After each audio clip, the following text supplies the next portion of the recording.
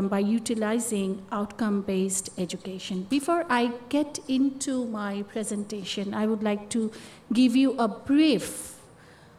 a scenario of the higher education in Bangladesh.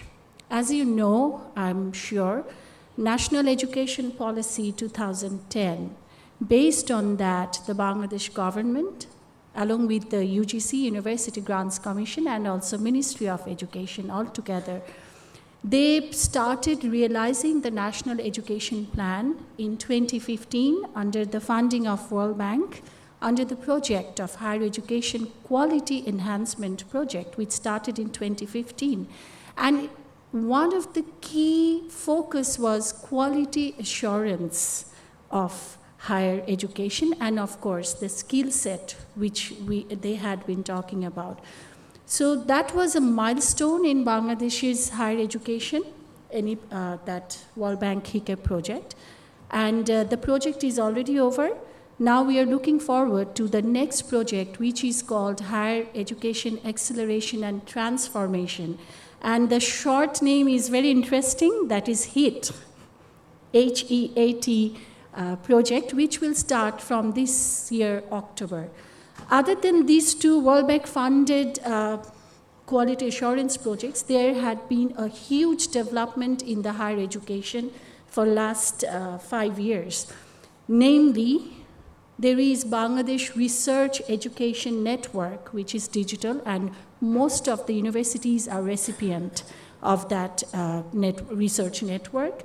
We are having HEMIS, Higher Education Management Information System, where all the universities are putting up the information in that database. Now, all the university, it means presently 150 universities in Bangladesh. Out of 150, 103 are private universities, and rest are public universities. Now, this has become a challenge in the higher education world of Bangladesh, because as you can see, the private universities are mushrooming all over Bangladesh, and maintaining the quality, maintaining the knowledge, skill, and the graduate profile of the graduates, it has become very difficult.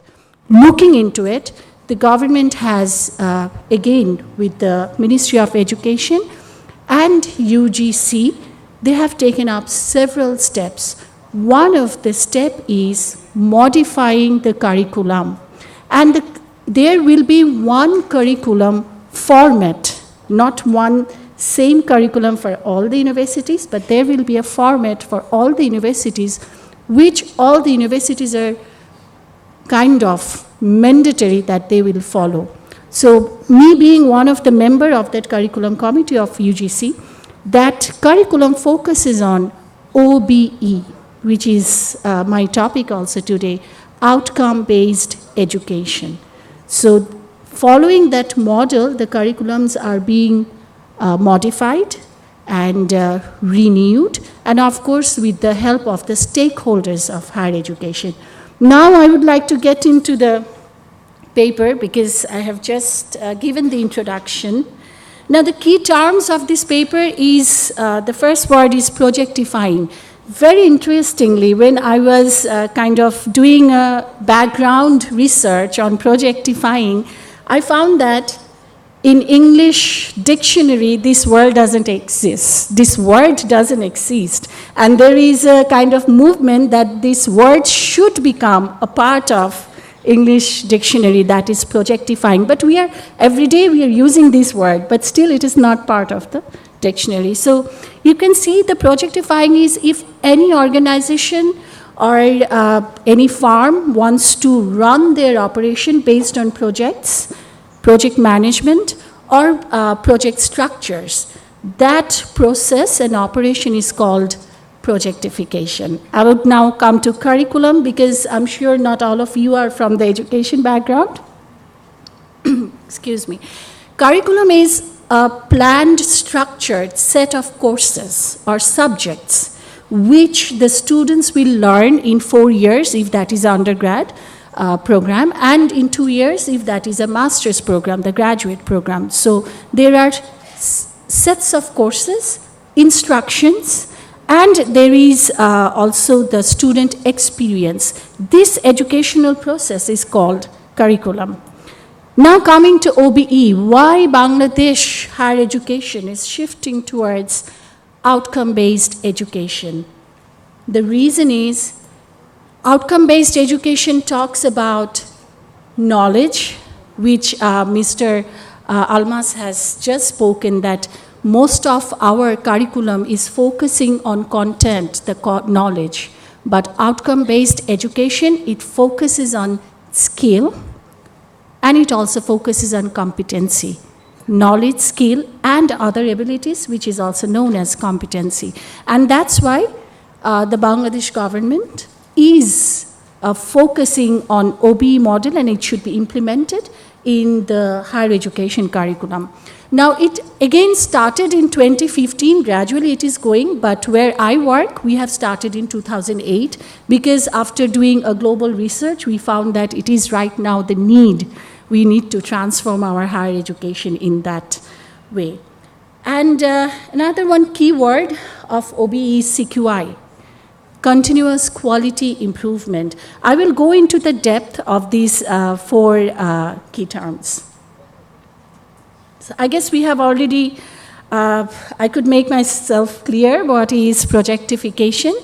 And here I'm presenting that how our program, the BBA program, has been projectified based on outcome-based education.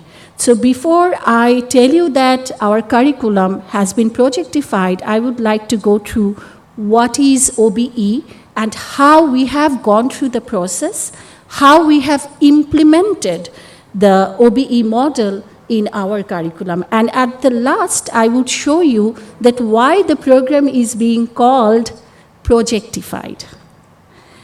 Now, this is the outcome-based education. It's a total shift in the educational process.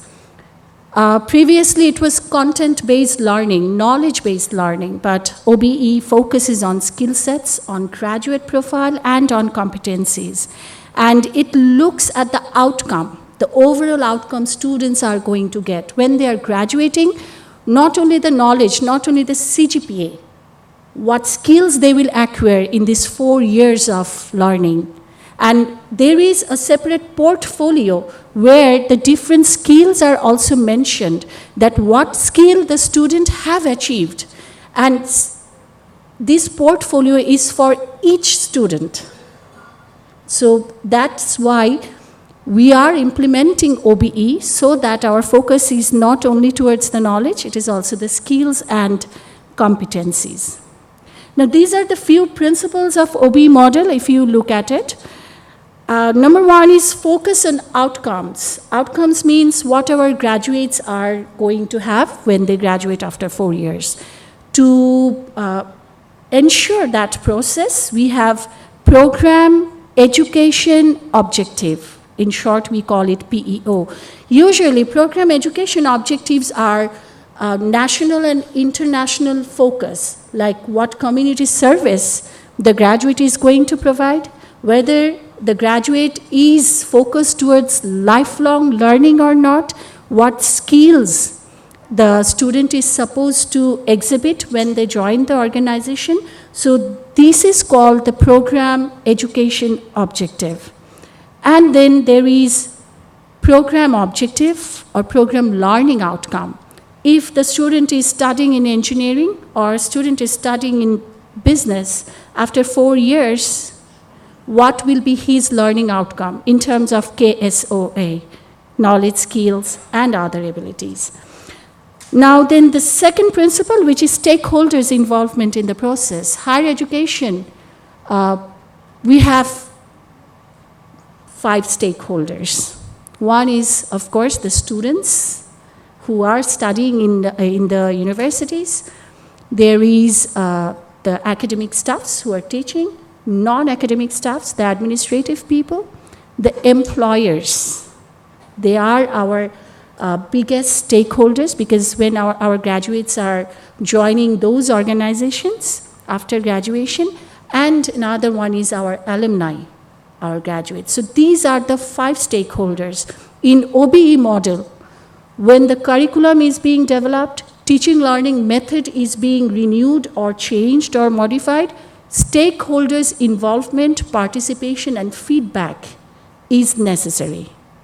So that's why I again asked Mr. Almas Kabir that when was the last time. He mentioned that 2 years back he was involved in the curriculum development. Yes, because this started in 2015 and now it is going on. So now the industry-community relationship, university-industry relationship, and in short, industry, university, community, these three will be in the same communication length. Now, next one is the teaching learning. Our teaching learning under the OBE principles, teaching learning is becoming more interactive. It's not like when we get into the class, I prepare a lecture, slides, I get in the class and I deliver the lecture and it come out of the class. No, that teaching learning environment is changed. It is now more interactive and participative. Teachers are now guides. We are directing, but students are becoming self-learners. So there is a continuous assessment also in the classroom, everyday assessment, not only the term exams, the midterm, final term, or the comprehensive exam. The skills are being assessed in everyday class. As I have told you, the portfolio is maintained. So the presentation skill, communication skill, leadership skill, working in team skill, all these skills are already in the portfolio, and those are being assessed in everyday's class. And it is more one-to-one, but the communication is there. And the previous classroom environment, we remember that if there were a lot of noises or chaos, we used to say that learning is not taking place. They are just talking and spending time, but now it has changed. Now we tell that if there are noises, if students are talking, if they are asking questions and they are discussing, that class is more productive. They are learning more. So that is again based on OBE. And then designing backward. OBE curriculum, we design it top to down, and top to bottom and bottom to top. There is a design process. There is a self-assessment process. The programs, they self-assess themselves. We found our strength, weakness, opportunity, and threat by the self-assessment process, and this self-assessment is conducted with the stakeholders, again, those 5 stakeholders. There is external peer assessment, not only from local. There are peer reviewers from outside Bangladesh who are in the education background and also subject matter expert. If we are peer reviewing business, then there will be a subject matter expert globally and 2 other peer reviewers locally. They come, they go through the self-assessment report, and then they review the whole program, and they give their feedback that how this program can be improved. And there is performance assessment, 2 assessments here I'm talking about. One assessment is continuous student performance attendance assessment. Another one assessment is the program assessment. The courses are continuously evaluated. The whole program is continuously evaluated, as we are also talking about continuous quality improvement. You can see this is, I guess I have already talked about it, that in the OBE model, the learners are very active. There is a continuous assessment, and one very important thing that OBE model focuses more on analytical thinking, problem solving, and very practical, not knowledge-based. It also gives you the scope where you can apply your knowledge. I guess few of you have heard about Bloom's taxonomy, the levels of learning. The highest level is the create, and the second level is implement or evaluate. So OBE model focuses on all these 5 levels where students will be able to create, not only remember and understand. They will develop the skills of creating. So these are the few kind of characteristics of OBE model. Now we are getting, I will explain you how we have projectified. I would request Mr. Kasit, please remind me when I'm supposed to stop. All right, so we start projectifying. Please remind me, Mr. Kasit. So we started projectifying our BBA program by revising the mission and vision of our program. So it was totally revised with, of course, again with the involvement of stakeholders. And then we have developed the program education objective, that what our students are expected to do. Then program learning outcomes, what our graduates are supposed to have, what skill set. And all the courses, there are 42 courses in the BBA program, 4 years program.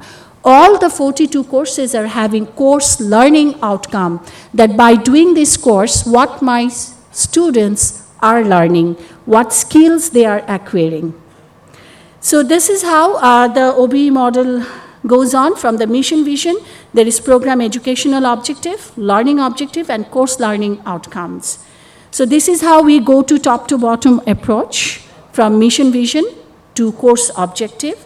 And this is the OBE process. As you can see, course level, there is course outcome, teaching learning, assessment methods, data analysis, and again CQI.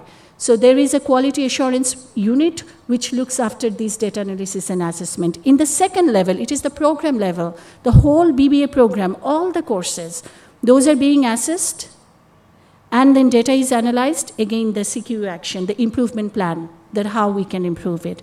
And again, it goes for the whole faculty. So it is done for every courses, every semester. This is the overall OBE process. That is how we have implemented. You can see how it goes on. It's a continuous process. And finally, the stakeholders' involvement is also there. These are the courses. All these courses are having CLO, course learning outcomes. Now, as I told you, what is PEO? PEO can be the leadership, where graduates of engineering or business can communicate, can have the interpersonal skill, and contributing towards the discipline. The lifelong learners.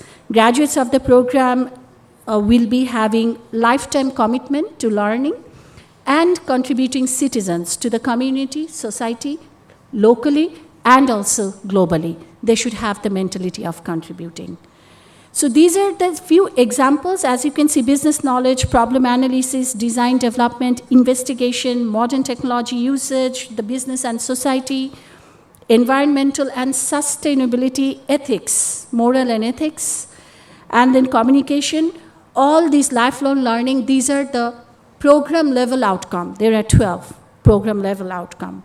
And then we map the course outcomes with the program level outcome. And then the program level outcome is again matched with the program outcome. As I can show you, this is the mapping. That is how we go for it. So there are 12 program learning outcome, and the PO is 5. And again, we are mapping. This is called the program level mapping. And these are the sample course outline. For each courses, we develop this course outline, that what will be the teaching learning activity, how participative will be that, and again, what will be the expected outcome from that particular lesson.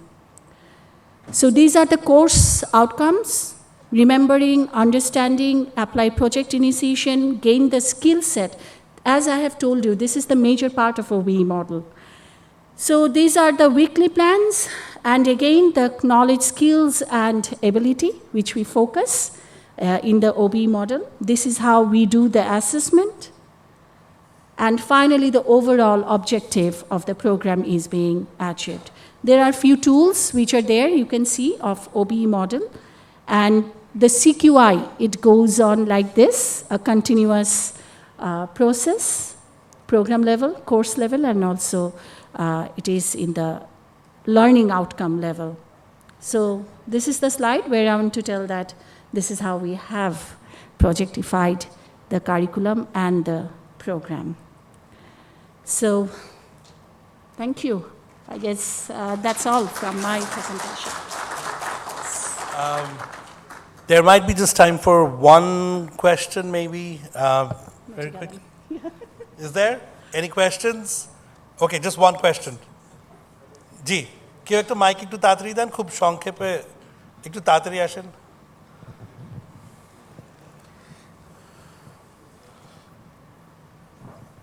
Very briefly. Thank you very much for a nice presentation. I am Harun Rashid, actually contact specialist. Basically, I'm civil engineer, but I have master's degree in cost and contact management. তো আমাদের দেশে যে engineering স্টাডির কথা আমি শুধু বলবো সেটা হচ্ছে যে যারা টিচিং করে তাদের সাথে ইন্ডাস্ট্রির কোনো সম্পর্ক নাই। They don't know what happen in the site.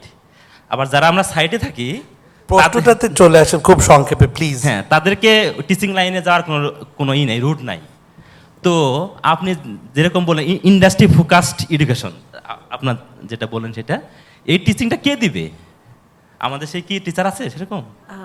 Now, my answer will be also very Yeah, short. okay, thank you. If I answer you, there is called IB, Institute of Engineers of Bangladesh. IB has recently introduced the accreditation process of Washington Accord and Sydney Accord. According to those accords, the curriculum development, teaching, learning must include the stakeholders, the industry, the employers, the community, students, alumni, and all of them.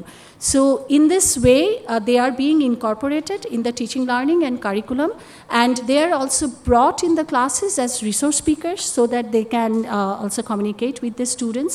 So there are windows where the industry can come close to the students, and these accreditation processes, it ensures that stakeholders, industry, is part of the overall educational process. I guess I could answer your. Thank you. Can we have a big round of applause? Please remain on stage for one moment. I'd now like to request Ms. Jasmine Khan, PMP Director, to please come forward and hand over a crest of appreciation to our speaker. Okay. Thank you, Ms. Farhin Hassan. We are lucky to have you. From the session, I personally learned 3 words: projectified, OBE, and taxonomy, Bloom's taxonomy, something like that. Yeah, thank you very much. I hope the universities, Bangladesh universities, will start formal education on project management, and you will be the messenger for these things. Yeah? All right, thank you very much.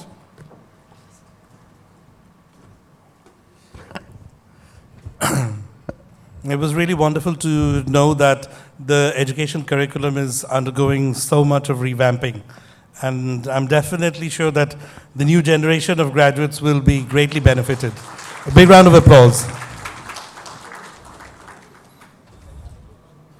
Thank you. Thank you very much. Ladies and gentlemen, we now move on to our next topic. We now move on to our next topic, which is managing large programs in social sector to ensure sustainable benefit to the society. And the keynote for this topic will be presented by Mr. Shubhajit Ghosh, PMP, Prince 2 practitioner, Safe Agilist, SA, PMI, ACP, ICP, and ACC. We've covered almost all the alphabets. We will be requesting him to come on stage, but before that, let me introduce him. He is actually coming from PMI West Bengal chapter. Mr. Shubhajit Ghosh is a versatile and hands-on project manager who leads teams to design and implement successful IT projects that align business and IT objectives and deliver rapid results. He has about 14 years of industry experience and is currently associated with the world's largest IT service firm as a project manager. Mr. Shubhajit Ghosh is an official PMI India champion from PMI India for project management advocacy, widely associated with PM Community in India and PMI West Bengal chapter. He is a regular faculty for project management, agile and corporate training in PMI West Bengal chapter. He has trained and mentored 250 plus professionals till date. He is the recipient of Execution Excellence Award from PMI and author of Project Management article in National Level Conference. He is an MBA from IIFT in International Business and Engineering graduate in Computer Science. He also holds many credentials like PMP, Prince 2 practitioner, Safe Agilist, and all of the other titles that were mentioned earlier. In addition to that, Lean Six Sigma GB. Ladies and gentlemen, please put your hands together for Mr. Shubhajit Ghosh.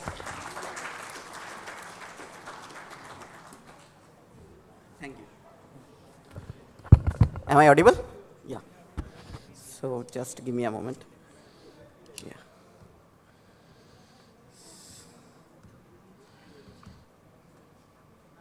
No, not this one. I think.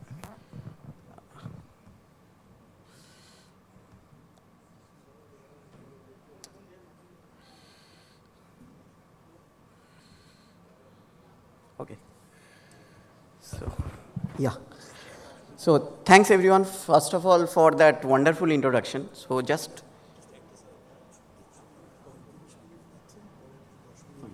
fine, sure. Thank you.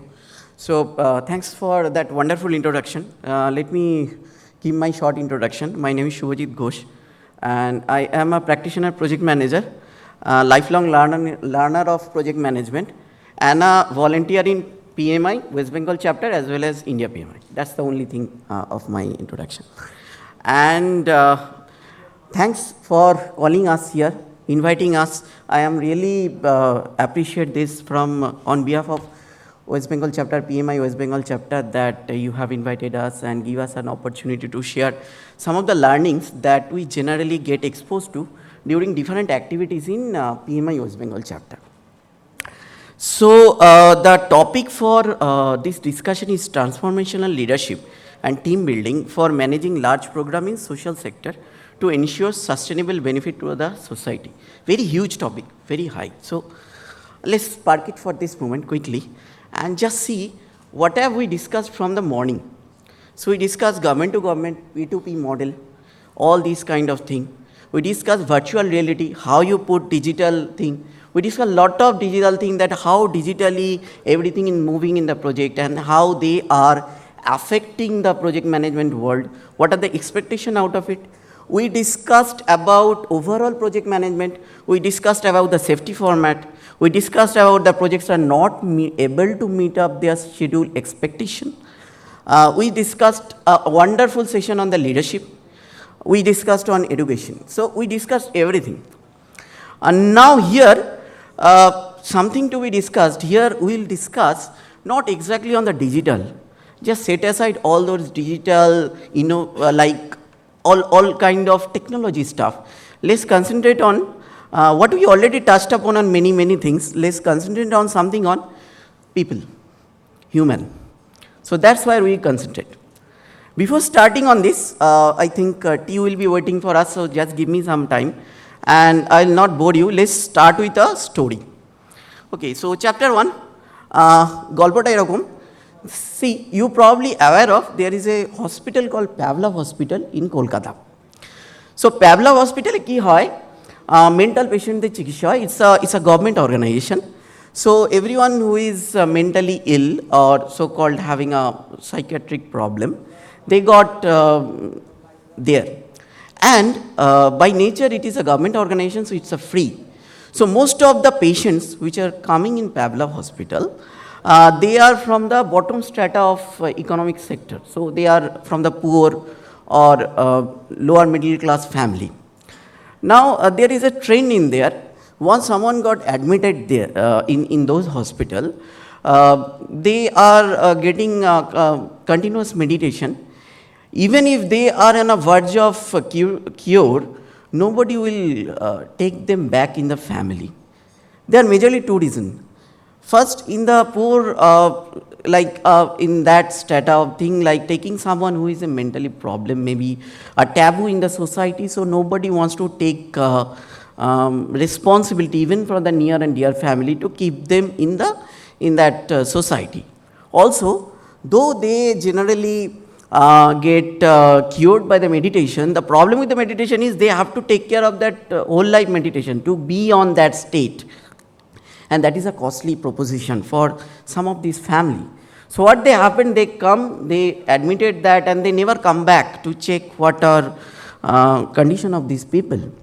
And now, by virtue of this kind of scenario, these people are becoming lifelong resident of Pavlov Hospital. So that's the scenario, and it has been written, it has been discussed a lot in the literature news in Kolkata. And the major problem is they are finding a lot of hygiene issues. So they have been like a dirty clothes and this and that. They are very much not having a very good livelihood in environment there in spite of government intervention, and the government are keep giving funds. So they are not having a well livelihood, and that's the situation. I can tell it once upon a time. So that is the chapter 1 or the prologue of the story. Now, before I move further ahead with this story, park it there and quickly get into 2-3 concepts, because that has been written in the heading as well. And let's see how these things are affecting this particular story. So first thing is, what is benefit? I am quoting this from SPM V4 from PMI, Standard for Program Management, PMI literature. The gains and asset realized by the organization and other stakeholders as a result of outcome delivered by the program. So now program, as someone has already told, explained, program is a collection of projects or components. Now if you go by PMBOK definition, every process generates some of the output, ITTO, so output. Now you generate output as per your plan, then what happens? The output should generate some capabilities. Now if you generate capabilities, it's actually resulting into some benefit. Now if you stop there, if you only generate benefits, it will be not actually solve the purpose. So benefit has to be sustainable. So how you sustain the benefit? It is ensure continuous generation of the improvements and outcomes delivered by the program. So it is a benefit sustainment. So any program, whether it is social or government or IT, the goal is generate the benefit, sustain the benefit. That's the goal of taking care of that activity. Whatever it may be, project level, program level, portfolio level, but it is a benefit to business, to society, or to anyone. Another quick term, transformation leadership. Now in this point we also touched in earlier leadership thing. People, purpose. So what is this transformational leadership? Now in real life, if I go back to my kind of organization or many of your organization, you find transactional leadership. So somebody sitting higher hierarchy to you have the authority and responsibility, and they have some power to it works like give and take. So you perform well, they will give some benefit to you, and for that you will work. So it is on the transactional basis. But if you think about all those leaders that we also talked about, like Mahatma Gandhi or Nelson Mandela or Martin Luther King, they are something we all can vouch for their purpose. They always show a purpose. We take up that purpose and we make that is our purpose. So that is why they are called transformational leadership. So if you think transformational leadership is prepared to accept that transformation, believe in that vision, and participative and informative leadership. Now why I am talking these 2 points? These are something dots we'll try to join in that story. So give me another 5 minutes, we'll come to that. So these 2 definitions. Now as this talk is all about, it is all about NGO. So focus on core social development. So let's understand NGO a little bit, how it works. So primary focus of NGO is, it is a non-government organization where benefit to the society is a prime, not a profit generation. So maximizing shareholder wealth is not a definition, it's maximizing all benefit to the society, give back to society. Definitely that doesn't mean that you will be in loss. So project management applies there. You shouldn't be on red. But benefit generation is the main thing. You will only not concentrate on the maximizing profit, not only maximizing bottom line. So there are some dilemma always in the NGO kind of work. So that is profit versus efficiency. Where you look, whether you look for the profit, even there also we think that whether in POD's term, though profit is not there, we have to make sure we are not in red. So then profit things comes that you at least you will be a profitable stuff, or you are looking for efficiency. Next thing, development by necessity. Now all these social sector projects, even in your class, I am sure, if you go back, it is always a dilemma that how long you can sustain, because in the social sector project or these area, what it happens like if you think that these areas is a little bit hazy in nature. So somebody gives a fund, you are not sure what to do with the fund, whether you are, there are too many problems in social sector, in too many group of people. How can you serve which people, whether you go in the only the necessity level, or you go beyond that, you develop them, and how to do that. And then livelihood and sustaining. So sometimes what happens that whether you do a bare minimum thing or you go in the livelihood next level up. To go next level up, you have to invest. You have to invest money, you have to invest time, you have to invest. Whether you have that time or you have other 10 priorities where you will only go and do the sustenance, that means that bare minimum thing. So any NGO focus on the core always find this dilemma when they have resources to do that. And if social sector programs, if you divide, they are generally, if you categorize broadly, they are in the 3 groups, like livelihood, it about those like improving lifestyle of the people, changing a mindset, changing that way they work, way they live, or there could be something on the education, the improving the education, again that goes to in the livelihood front, and then health sector. So generally all kind of NGO programs, whether you can put it in the overall bucket.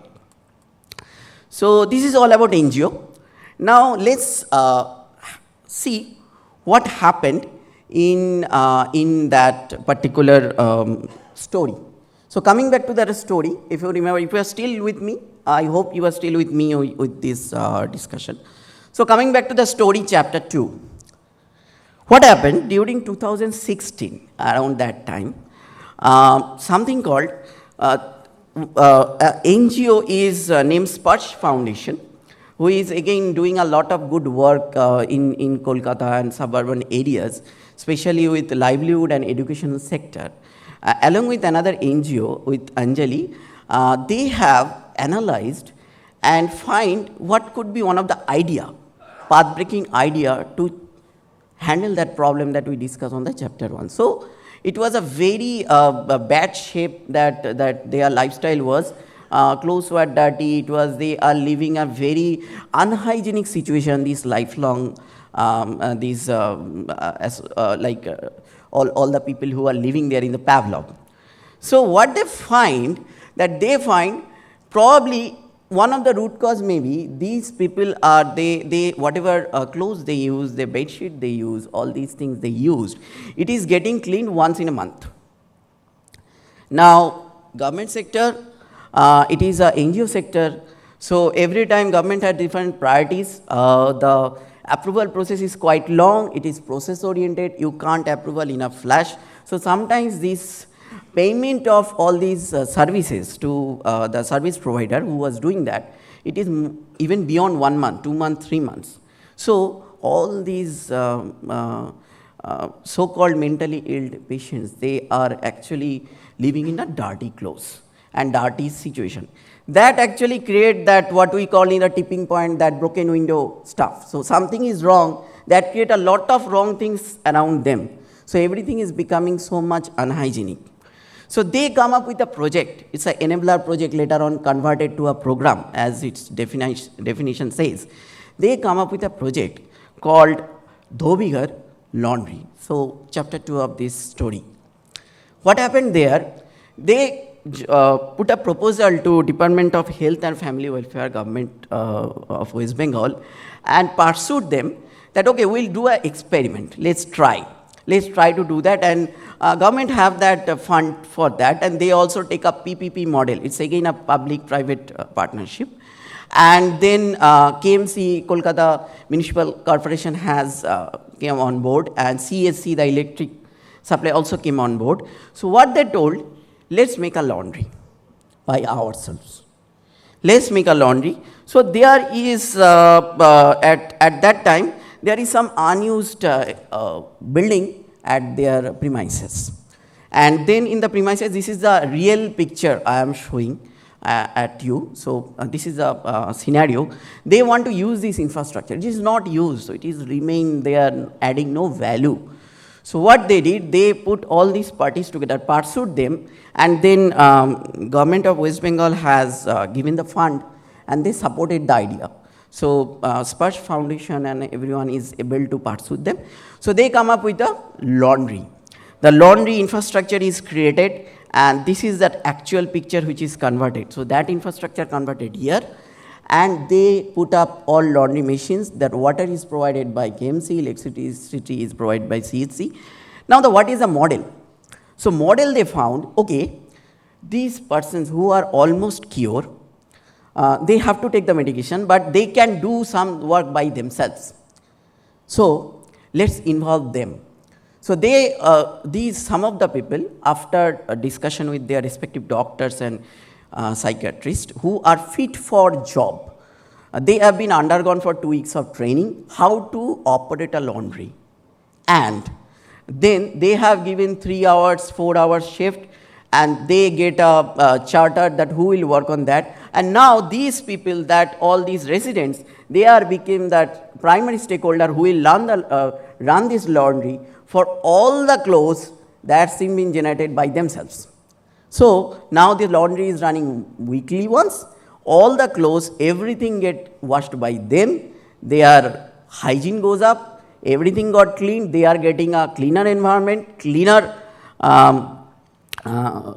clothes, bed sheet, and everything suddenly started changing.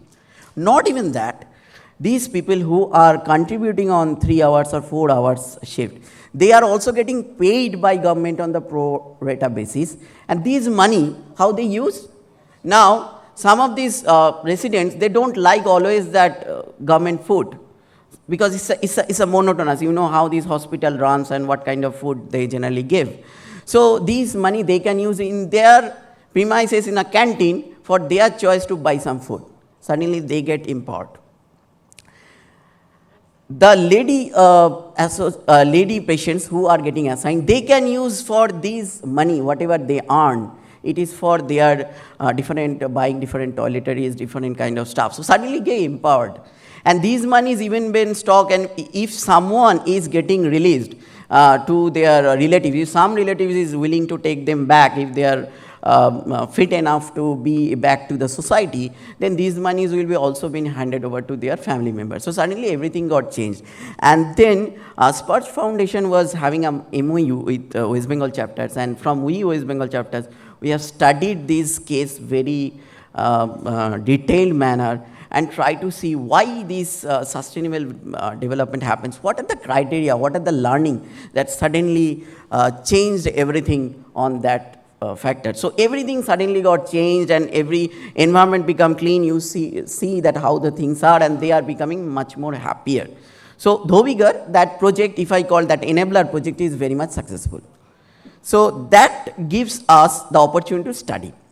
Now this is the end of chapter 2. Now quickly go into the learnings, that what exactly happened there.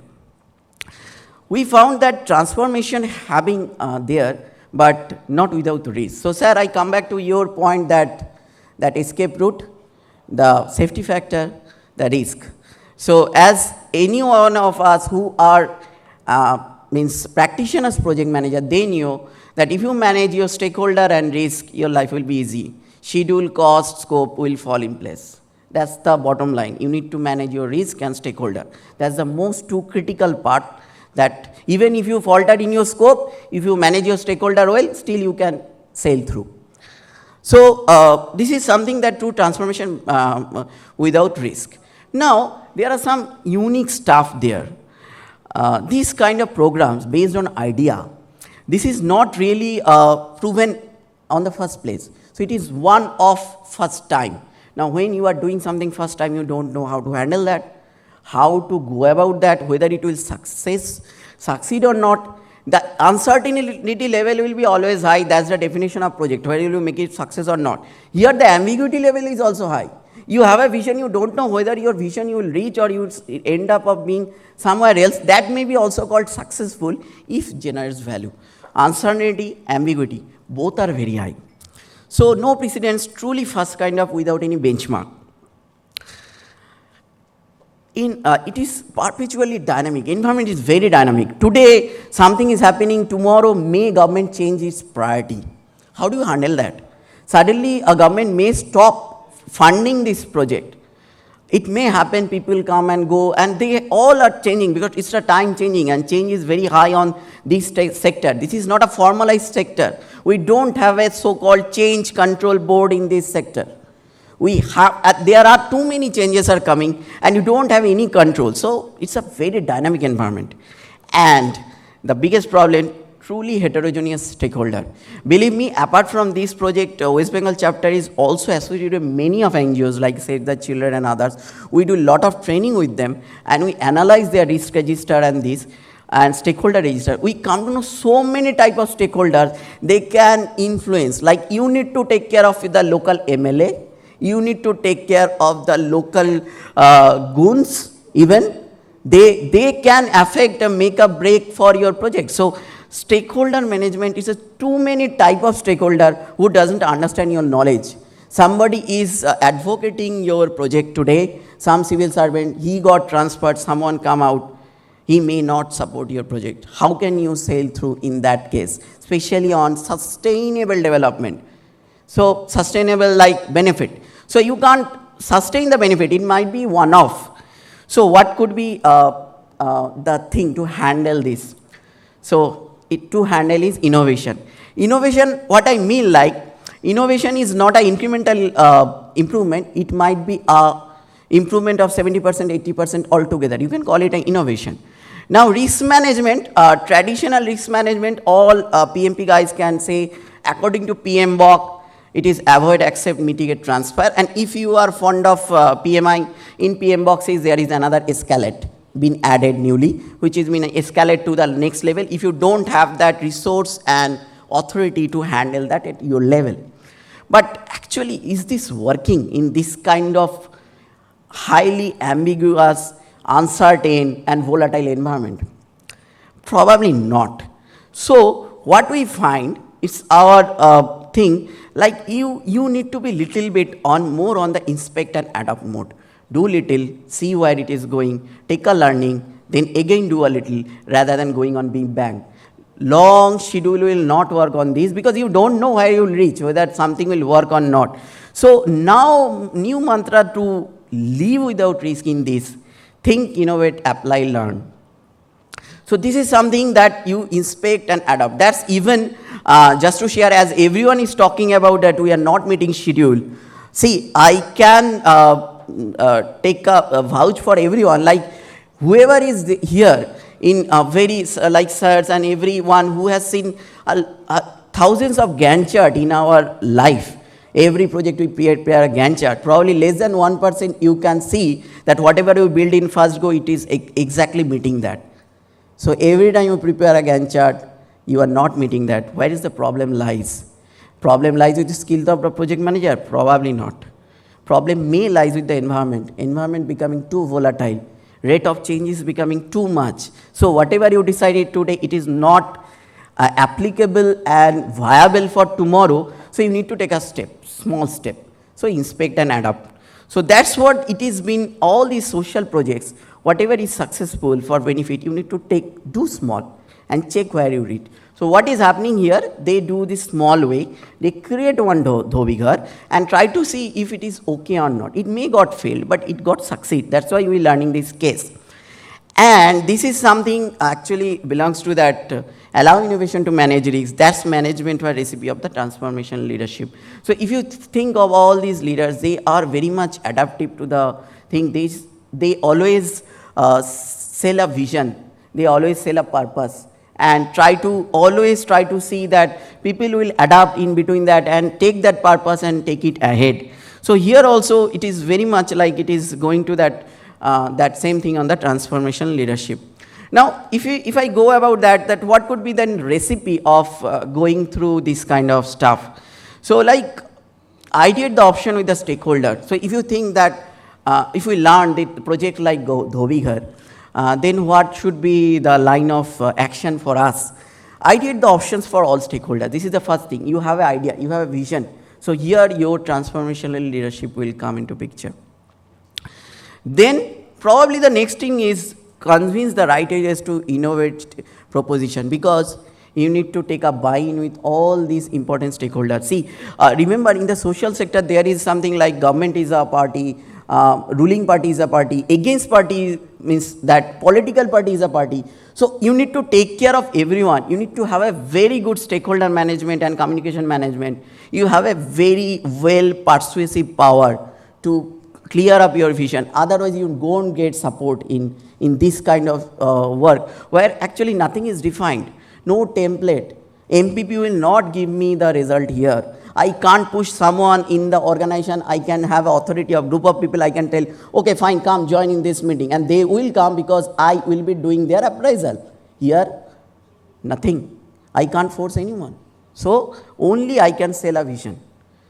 I can sell a vision to make any path-breaking social upliftment.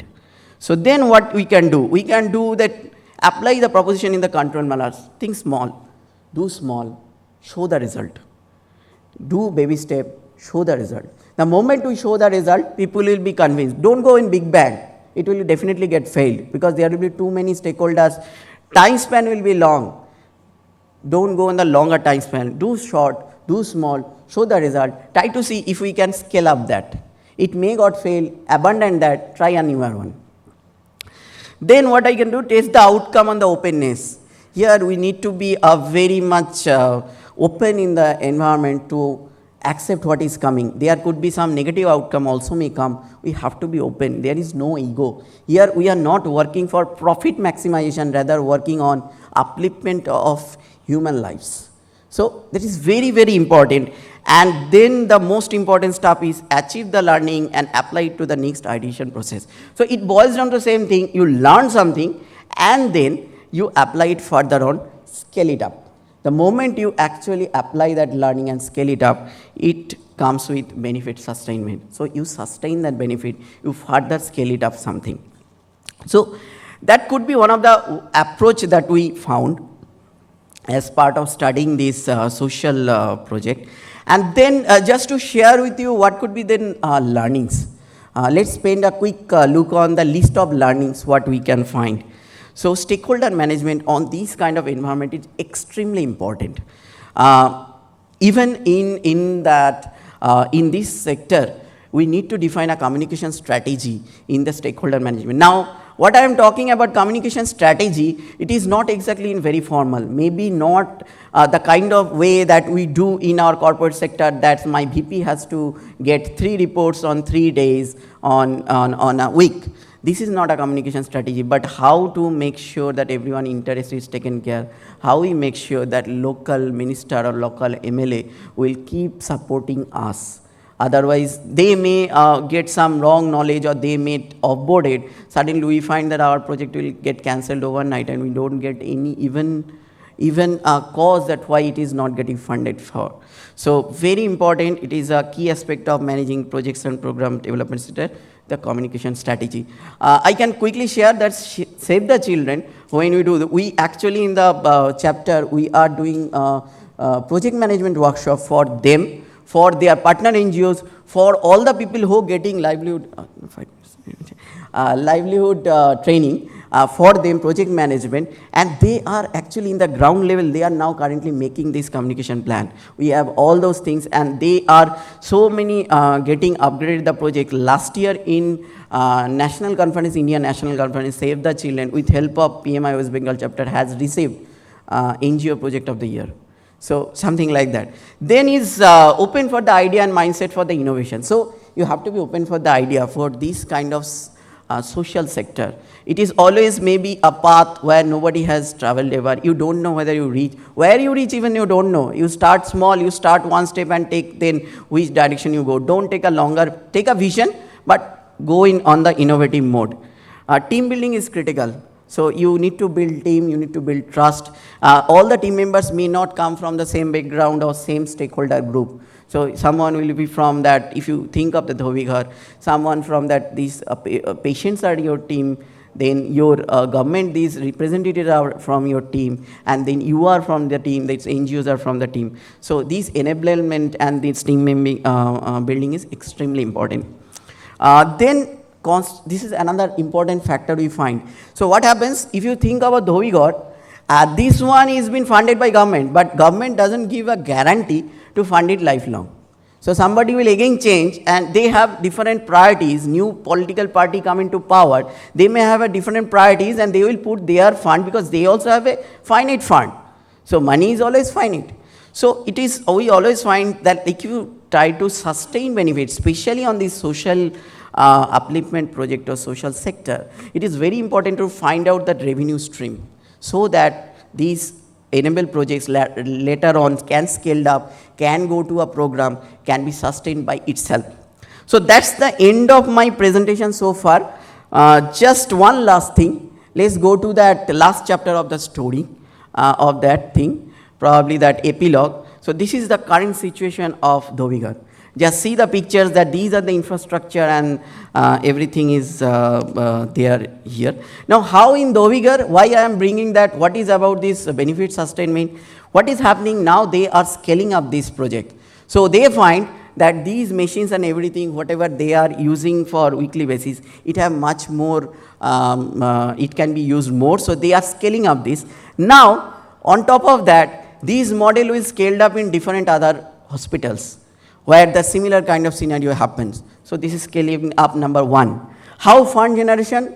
Now see, Dhobighar has lot of capacities. So what is happening? Different hospital, now this entity, this Sparsh Foundation has put a proposal and that got accepted. Like other hospital who have this laundry, have an external vendor to do this laundry, Dhobighar will do that for them and a subsidized rate. So, to give an example like Baruipur Sub-Divisional Super Speciality Hospital, now they are all close, will be traveled to Dhobighar. Dhobighar people will use that excess capacity because machineries will be there sitting idle. You can do that. You have the interested people and you can earn the money. These money will plow back here and so that this benefit sustainment will go on. So that's all for that and the stories go on and thank you.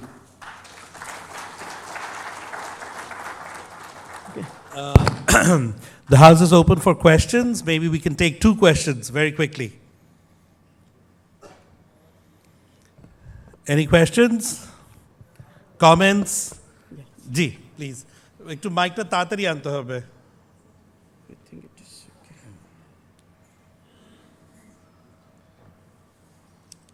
Thank you for your nice presentation. I have one concern about that actually. Since you are dealing, this project is dealing with disordered people actually who became a disorder, then became actually cure, and then is there any incidents happened during this implementation of project actually, the people who engaged for washing or laundering purpose? No.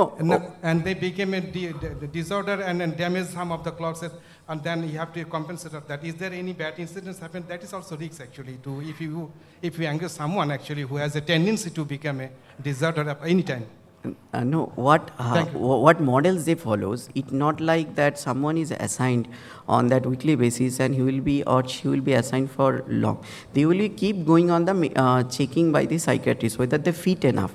So what happens, these medical things will come up and down. So somebody is fit enough to do the work today may not be fit enough to do the work tomorrow.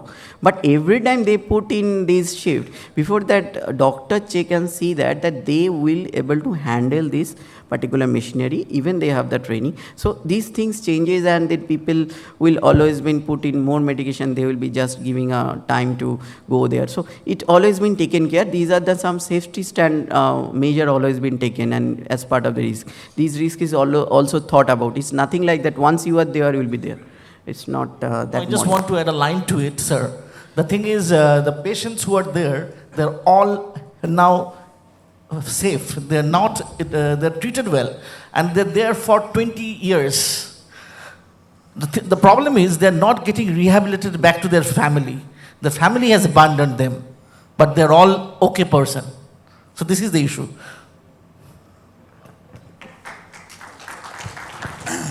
So if we have no further questions, then we will close the session. But it was a very illuminative session where we understood about how project management can be used for social benefit. Thank you very much, Shubhajit Da. Let's have a big round of applause. Thank you.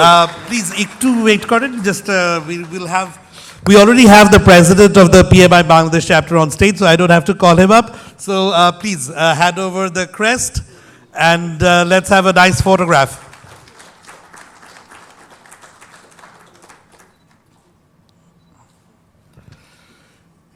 Great, thank you very much. We're now going to move into actually the refreshments and tea, but we're not going to have the usual stipulated time of 30 minutes that was there in the schedule because we are running short in time. So we are going to allow about 15 minutes, so requesting everyone to quickly freshen up, go get your tea and coffee and snacks, and then come back here into the room and do a little bit of networking, and we'll get started very soon. Thank you.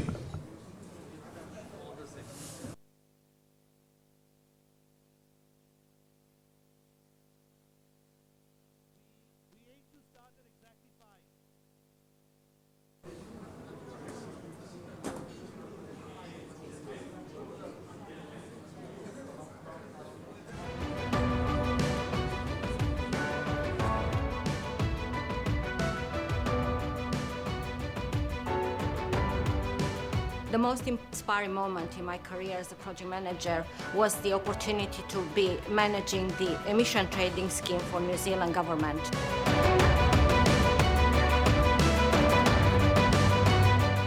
We delivered one multi-year project which Last almost 20 minutes for ample networking. এখন আমরা আবার একটু আমাদের সেশনে ফিরে আসি. So requesting everyone যারা বাইরে লবিতে আছেন প্লিজ আপনারা কাইন্ডলি একটু ভিতরে চলে আসুন, আমরা শুরু করতে যাচ্ছি. We'll get started right away.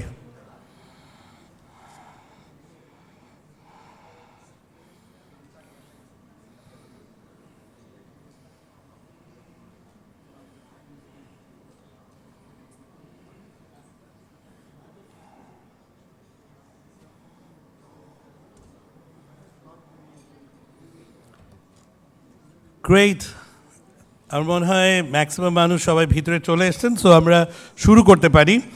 So basically এখন অ্যাকচুয়ালি আমাদের সেশন যেটা আছে এখন we have couple of more presentations and then we'll have the closing ceremony.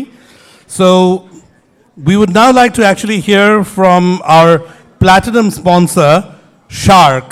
Their support and patronage na hole actually this whole program would not have been possible. So from Shark, Mr. Mohyuddin Diwan, who is the director and COO, will be coming and making a presentation, and he will be assisted by one of his colleagues, Mr. Saiful Islam. So though he will be telling you more about the organization, from our side we'll just tell a little bit about Shark. Shark is an IT-related service and solution provider with various products of different brands originated from Europe, USA, Canada, and many other places. They claim to give 100% original branded products, better services, and solutions. It's a data center consulting firm and turnkey solution provider, having local and foreign expert experienced personnel, offering a broad range of project experience, specializing in designing data centers, computer rooms, and technical spaces, and much more. Rest of whatever Shark does and whatever Shark is will be presented by the director and COO. I'd now like to request him to come on stage. Thank you.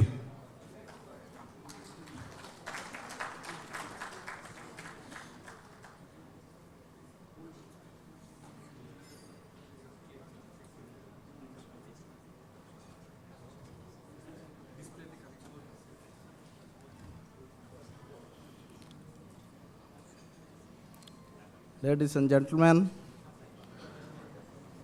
have a good afternoon to all. আসলে আমি শার্কের প্রোডাক্টের কথা বলার আগে project ম্যানেজমেন্টের উপরে দু একটি কথা আমি বলতে চাচ্ছি।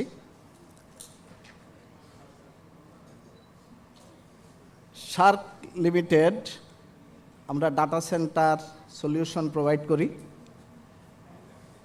দীর্ঘদিন থেকেই আমরা ডাটা সেন্টার সলিউশন প্রোভাইড করতে আসি, প্রজেক্ট ম্যানেজমেন্ট করি, কিন্তু আসলে প্রজেক্ট ম্যানেজমেন্টের যে বেসিক জিনিসগুলো বাংলাদেশের যে ট্রেন্ড সেই হিসাবে আমরাও তার মধ্যে আমরা হয়তো সঠিকভাবে জিনিসগুলো উপলব্ধি না করে প্রজেক্ট নিচ্ছি, কাজও উঠে যাচ্ছে।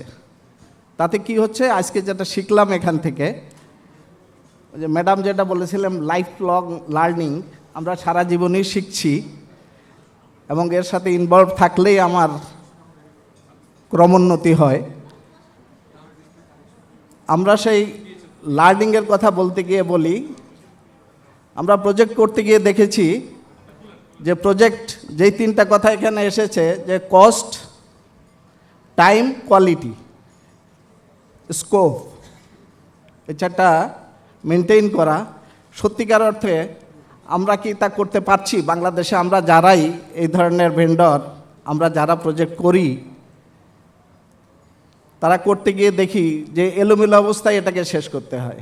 সরকারের কথা বলা হয় যে সরকার প্রজেক্ট ডিলে হয় সরকারি ক্ষেত্রে, কিন্তু আমরা প্রাইভেটও দেখছি যে আমাদের প্রজেক্ট ম্যানেজমেন্ট স্পেশালিস্ট না থাকার কারণে আসলে প্রজেক্টগুলো যথাসময়ে ওঠে না, আমাকে কস্ট ইনকার করতে হয় এবং আমরা পিছিয়ে পড়ছি। আমি টার্গেট করছি 6 মাসে প্রজেক্টটা তুলব, আমার কস্টিংটা তার উপরে ভিত্তি করেই করছি, কিন্তু দেখা যাচ্ছে ওই প্রজেক্ট তুলে নিতে আমার 1 বছর লেগে যাচ্ছে, 1.5 বছর লেগে যাচ্ছে, কিছু বলার নেই। আমরা এখানে বলছিলাম যে আমাদের প্রজেক্ট ম্যানেজমেন্ট নলেজের অভাবে যেমন হয়, এখানে আমাদের শ্রদ্ধেয় কনসালটেন্ট ওয়ার্ল্ড ব্যাংকের যিনি বলছিলেন যে পেনাল্টি ক্লজ দেওয়া হবে, যে মাইলস্টোন দেওয়া হবে প্রজেক্টে, প্রতিটা মাইলস্টোনে যদি আমি শেষ করতে না পারি তাহলে একটা পেনাল্টি ইম্পোজ হবে, নেক্সট মাইলস্টোনে গিয়ে যদি ওটা আমরা কভার করতে পারি তাহলে গিয়ে ওটা আবার কম্পেনসেশন না করে তাকে টাকাটা ফেরত দেওয়া হবে। খুব সুন্দর কথা। এখন উল্টোভাবে আপনি চিন্তা করেন, আমি যখন প্রজেক্ট করতে যাই, যেমন আমরা বিভিন্ন ব্যাংকে মেইনলি ডাটা সেন্টার করি, আমি ডাটা সেন্টারে কাজ পেলাম, 6 মাসের মধ্যে আমাকে কাজটা শেষ করতে হবে, অনেক ফরেন প্রোডাক্ট আছে, ইম্পোর্ট আছে, এভরিথিং সব মিলে করতে হবে। আপনি প্রথমে যখন ডাটা সেন্টার করতে যাবেন একটা কনস্ট্রাকশন করতে হয়, আপনারা সবাই জানেন, যারাই করি আইটি রিলেটেড হোক, যে কোনো ইন্ডাস্ট্রির হোক, সবাই এখন data centre is a must. আমি দেখা যাচ্ছে যে প্রথমেই তার সাইট হ্যান্ডওভারই আমি পেতে একটা লম্বা সময় লেগে যায়। আমাকে টেন্ডার করে কন্ট্রাক্ট সাইন করলাম, আমার ডে কাউন্ট শুরু হয়ে গেল, কিন্তু আমার প্রজেক্টের সাইট হ্যান্ডওভার পাচ্ছি আমি আরও 1 মাস না 2 মাস না, তদবির করে তার কাছ থেকে সাইট হ্যান্ডওভার নিতে হয়। সো এইভাবে আমরা কিন্তু পিছনে পড়ে যাই। তো এখানে সমস্ত স্টেক হোল্ডাররা যদি সমানভাবে না এগিয়ে আসেন, তাহলে আমরা যে আগে যে রিস্কগুলো আইডেন্টিফাই করি বেশিরভাগই দেখা যায় মিটিগেট করা সম্ভব হয় না, ওই রিস্কগুলো রিস্কই থেকে যায়, তাতে প্রজেক্ট ডিলে হয়, কস্ট বাড়ে। তো আমি কিভাবে এই সিম্পোজিয়ামে আসা, সে কথাটা না বললেই নয়, আমাদেরও বোধোদয় হলো, আমি বলবো যে না, তাহলে প্রজেক্ট ম্যানেজমেন্ট স্পেশালিস্ট আমাদেরও দরকার। কি করতে হবে সেজন্য আমরা খোঁজ নিয়ে জানলাম যে আমাদের পিএমআই যে বাংলাদেশ চ্যাপ্টার আছে, বা যারা পিএমপি করছে, কোনো কোনো টেন্ডারে দেখবেন যে পিএমপির একটা ক্লজ দেওয়া থাকে, তখন বাধ্য হয়ে কী করতে হয়, কোনো একজনকে হায়ার করে এনে ওই প্রজেক্ট তুলতে হয়। তার নিজস্ব লোক না থাকলে এভাবে হায়ার করে চলে না। তখন আমরা যোগাযোগ করলাম এসটিসি বাংলাদেশ সাথে, আমাদের শামীমা আপা, ওনাকে আমরা হায়ার করলাম যে ইউ কাম অ্যান্ড ট্রেন আস। তো উনি সদয় হলেন এবং আমাদের কর্পোরেট লেভেলে অফিসে আমরা 10 জনকে সিলেক্ট করলাম যে উনি সেখানে ট্রেনিং দিয়ে, তখন আমরা বুঝতে শিখলাম যে আমরা প্রজেক্ট ম্যানেজমেন্টের সব কাজই করি, কিন্তু আসলে not in the proper way. আমরা যাকে প্রজেক্ট ম্যানেজার দিচ্ছি তাকে হয়তো তার রেসপন্সিবিলিটি দিচ্ছি, কিন্তু তার ক্ষমতা যেটা দেওয়ার কথা সেটা তার নাই। সে তার টিম মেম্বার কীভাবে ফিক্স করবে, কি কি জায়গায় কিভাবে খরচ করবে, বাজেটারি যে কনস্ট্যান্ট আছে যেগুলো করবে, সেগুলোর ক্ষেত্রে তার হাত পা বাঁধা থাকে। সেটা করে গিয়ে আমার লেভেলে বা আমার উপরের লেভেলে বা আমার সম লেভেলের কেউ যে সেগুলোকে আমরা করছি। সো এইভাবেই আমরা সেখান থেকে শিখে আমাদের এখানে আসা, এবং আমরা ওই সুবাদেই, যেমন উনি এমনই ভলেন্টিয়ার, আমি বলবো স্বামী আবার কথা বলছি, উনি আমাকে ধরে বলছে আপনি আজকেই পিএমআই এর মেম্বার হতে হবে, কি $150 না $200 দিয়ে ইনস্ট্যান্টলি $200 দিয়ে করে, আবার বললো যে $15 দিয়ে বাংলাদেশ চ্যাপ্টারে মেম্বার হন। সেটাও করালেন না কি, ওই ক্লাস নিতে নিতে ক্লাসের ফাঁকে। সো এরকম ভলেন্টিয়ার যদি আমাদের থাকে, সবাই যদি এভাবে নেমে পড়ে, পিএমপির কিন্তু আসলে উন্নতি হবে। আমি রিসেন্ট কথা বলছি, এটা এই গত মার্চ মাসের কথা। এবং ওইখান থেকেই উনি আমাকে উদ্বুদ্ধ করলেন যে আমরা যে পিএমআই এর এই যে সিম্পোজিয়াম করব বাংলাদেশ চ্যাপ্টারের, টাকা পয়সা লাগবে তো এখন উনি গেছেন আমাকে শিখাতে, উনি সেখান থেকে আমাকে বললেন আপনি স্পন্সর হন, কত সাম একটা অ্যামাউন্ট বললেন যে এটা দেন তাহলে আমাদের অনুষ্ঠানটা সুন্দর হয়। তো আমরা আমাদেরকে স্পন্সর এখানে বলতে চাচ্ছি না, we like to B the partner of PMI. আমরা কাঁধে কাঁধ মিলিয়ে যদি এগিয়ে যাই তাহলে আমাদের দেশের উন্নতি হবে। এবং যেই পিএমপির লোকজনের কথা বলা হচ্ছে, আসলে এই ফিল্ড কিন্তু অনেক বড়।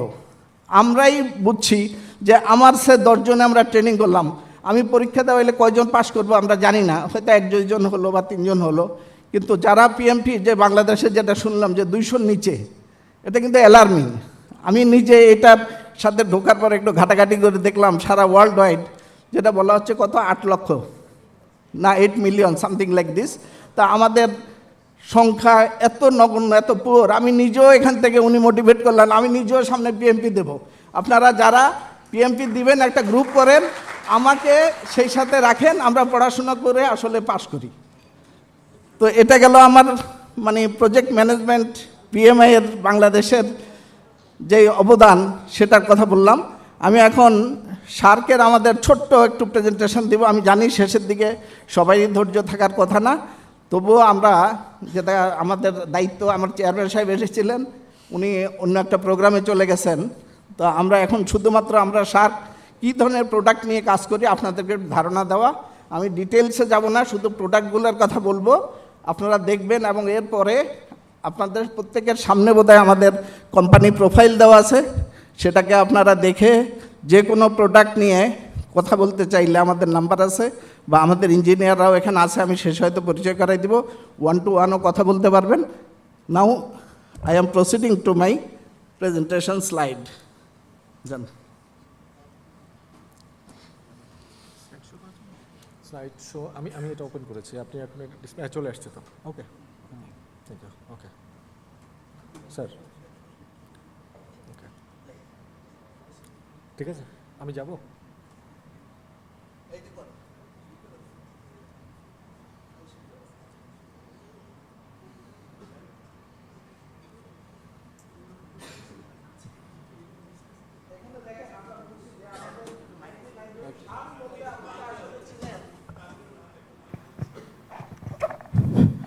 শার্ক বলতে আসলে আমরা সবাই চিনি, শার্ক এনার্জি ড্রিঙ্ক বলতে একটা বাজারে ছিল। আসলেই সত্যি কথা, আমাদের এই কোম্পানি এই কনজিউমার গুডসটা নিয়ে এসেছিলেন, ভালোই বাজারজাত হয়েছে, টাকা পয়সাও ভালো লাভ হয়, কোটি কোটি টাকা। বাট একটা সময় এসে আমাদের চেয়ারম্যান সাহেব যিনি চলে গেছেন, উনি রিয়েলাইজ করলেন যে এতে মানুষের কিডনির ক্ষতি হয়, যেটা আমরা একটু আগে না প্রথম সেশনে বোধহয় শুনছিলাম যে আমাদের মানবিকতা থাকতে হবে, আমাদের এথিক্স থাকতে হবে, আমরা মানুষের প্রতি ওই ভালোবাসা থাকতে হবে। আমি যাই করি, ব্যবসা করে যাই করি, সেই বোধোদয় থেকে আমি বলবো যে আমরা ওই প্রোডাক্টটাকে ডিসকন্টিনিউ করে দিই। তখন আমাদের এই ট্রান্সফরমেশন হয়, দেখেন কোথায় কনজিউমার গুডস, সেখান থেকে ট্রান্সফরমেশন হলো আমরা ইঞ্জিনিয়ারিং প্রোডাক্টে যাব। তখন আমরা এই যে ইঞ্জিনিয়ারিং প্রোডাক্টে আমরা আসি এই 2000 সালে, চলে যান পার হলেন কেন, 2000-এ আমরা ওই প্রোডাক্টে আসি। তখন থেকে আমরা যত ধরনের ইঞ্জিনিয়ারিং কাজ আছে, বিশেষ করে পাওয়ার সলিউশন, কুলিং সলিউশন, এগুলো নিয়ে আমাদের কাজ শুরু হয়। স্টুলসের নাম আপনারা শুনেছেন, স্টুলস নিয়ে, এবিবি নিয়ে, এই ধরনের প্রোডাক্ট নিয়ে আমাদের সমস্ত প্রোডাক্টগুলোই হচ্ছে ইউরোপিয়ান প্রোডাক্ট। আমাদের আপনারা দেখতে পাচ্ছেন যে আমরা প্রায় 35টার উপরে সাকসেসফুলি ডাটা সেন্টার আমরা কমপ্লিট করেছি, কন্টেইনমেন্ট সলিউশন করেছি। আপনারা জানেন ডাটা সেন্টারে এখন কন্টেইনমেন্ট সলিউশন হয়, সেটাও 30-র উপরে করেছি। Stulz precision AC, not comfort AC, data সেন্টারে যেটা প্রিসিশন হয়, ডিহিউমিডিফিকেশন অ্যান্ড আদার্স, সেটা 2000+। তারপরে এসপিডি আছে 755+, অনলাইন ইউপিএস অফ এবিবি, এটাও আছে 800-র উপরে। নেক্সট, আমাদের ইঞ্জিনিয়ারিং অ্যান্ড আইটি ডিভিশন, এটাই মেইনলি আমরা ফোকাস করতে যাচ্ছি। বাকি অনেকগুলো আরও আছে যেগুলো নিয়ে আমরা অত এখনও আছে আমাদের এই জিনিসগুলো, সেগুলো নিয়ে আমরা কাজ করছি না। মেইনলি আমাদের ফোকাস হচ্ছে ইঞ্জিনিয়ারিং অ্যান্ড আইটির উপরে। যেটা আমি বলছিলাম, আমাদের cooling solution, power solution, land solution, safety security, access floor, data center infrastructure, textile lab, and other solutions for telecom sectors. These are our business areas. Cooling and HVAC আছে precision air conditioner, chiller, comfort and VRF, air booster, HUSU, humidification, dehumidification, air quality প্রত্যেকটার উপরে কথা বলার আছে। আমি কথা বলছি না, শুধুমাত্র জাস্ট গো থ্রু করে যাচ্ছি, যাতে আমরা, যেহেতু সময় অনেক কম, একটু পরে আমাকে বলা হবে বন্ধ করেন, দেখা যাবে আমি শেষ পর্যন্ত যেতে পারবো না। Please proceed. এখানে স্টুলসের কথা আমি এটুকু বলি, বাংলাদেশে যতগুলা প্রিসিশন এয়ার কন্ডিশন আছে, আরও আছে, প্যারালেলি নেই তো তা না। This is from Germany.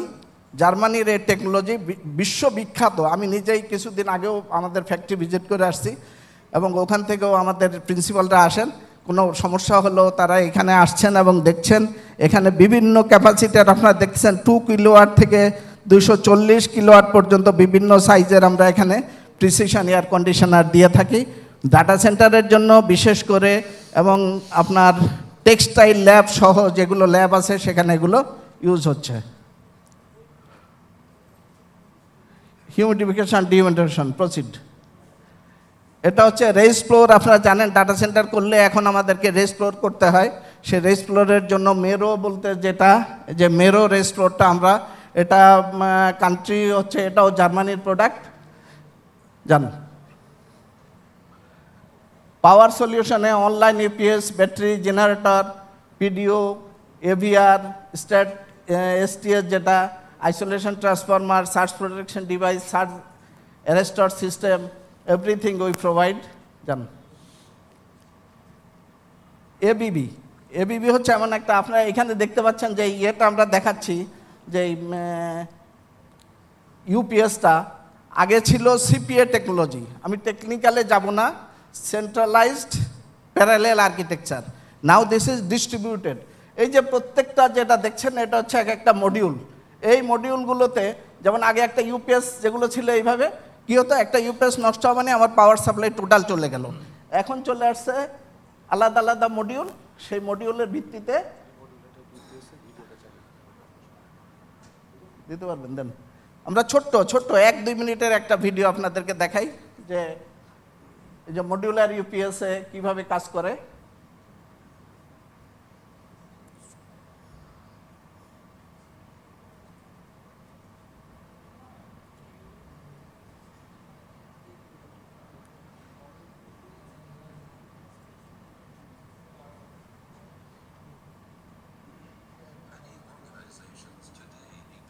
Sound, এটার সঙ্গে কি সাউন্ড কানেক্টেড না? এই সাউন্ডটা একটু করে দেন, সাউন্ড করে ইয়ে করে দিতে। সাউন্ডটা কি কানেক্টর আছে please?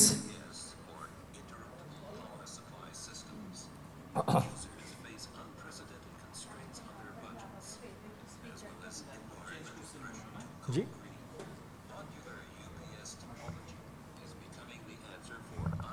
Everything okay, but sound পাচ্ছে না। ও স্পিকার কানেকশন দরকার। ওকে, আমার প্রথম থেকে প্লে করে দাও। ঠিক হয়ে যাবে, আর হাত দিয়ে না।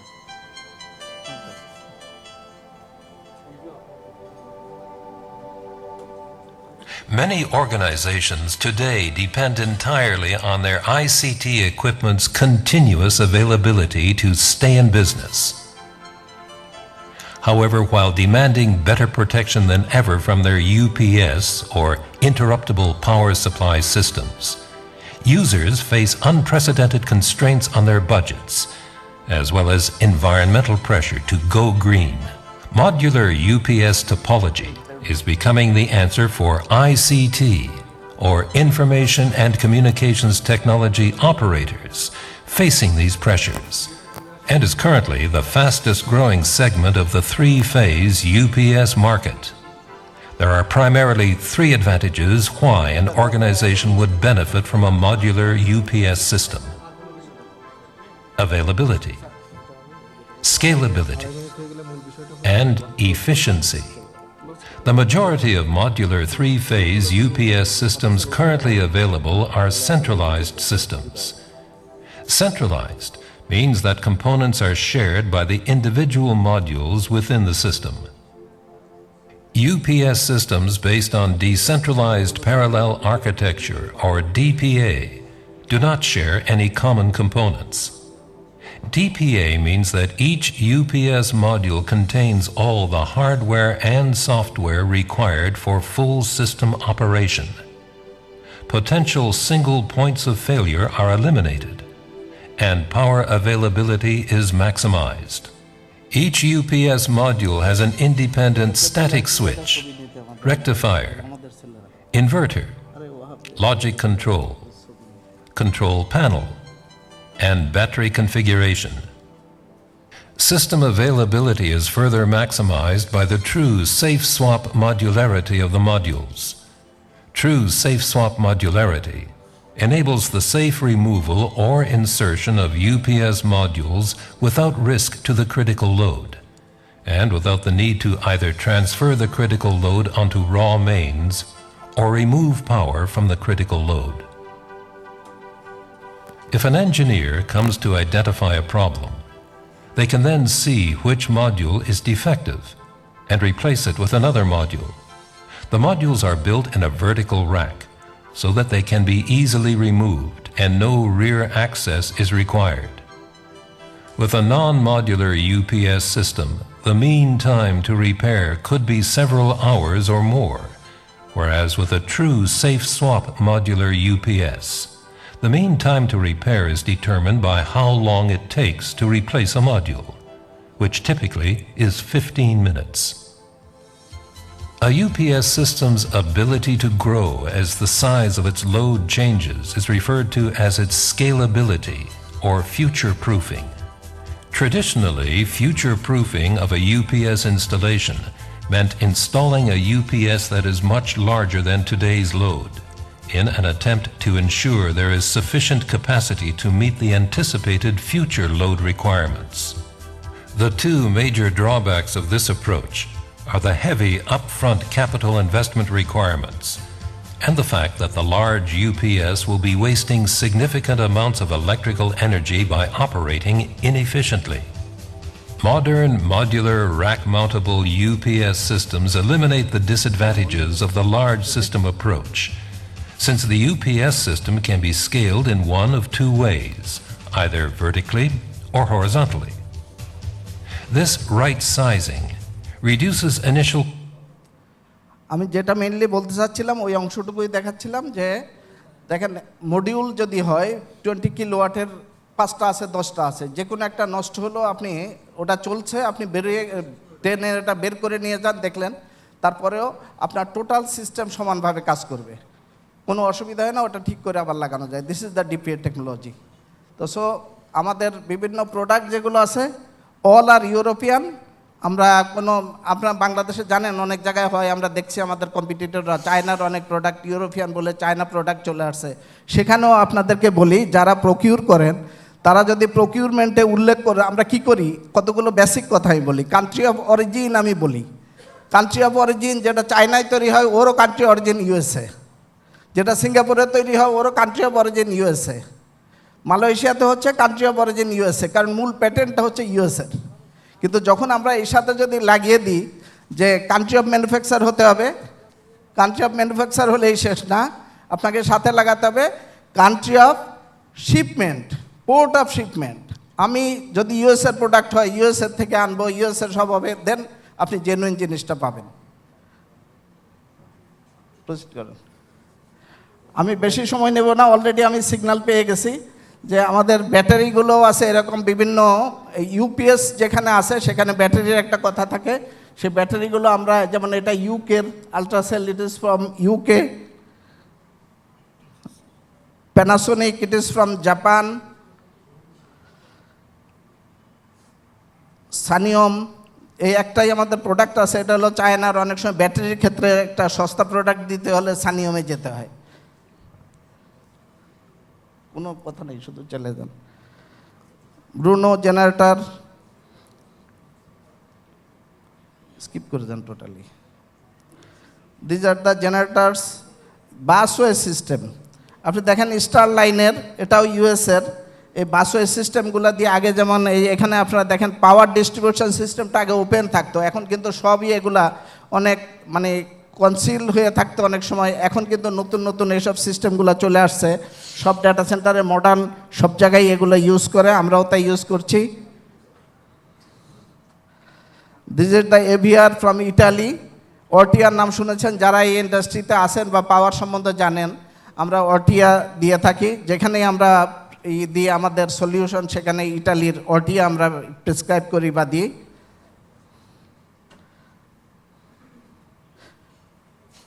This is SPD, this is also OBO Bettermann from Germany.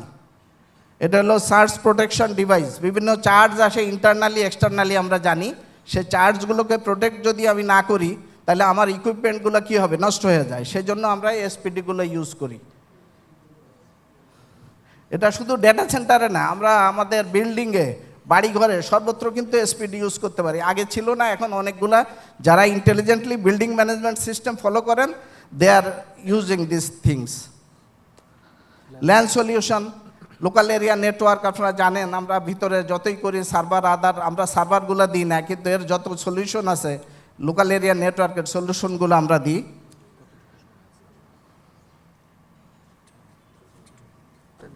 আপনার বলছি স্কিপ করে যান। 10 মিনিট আছে। কত? 10 মিনিট।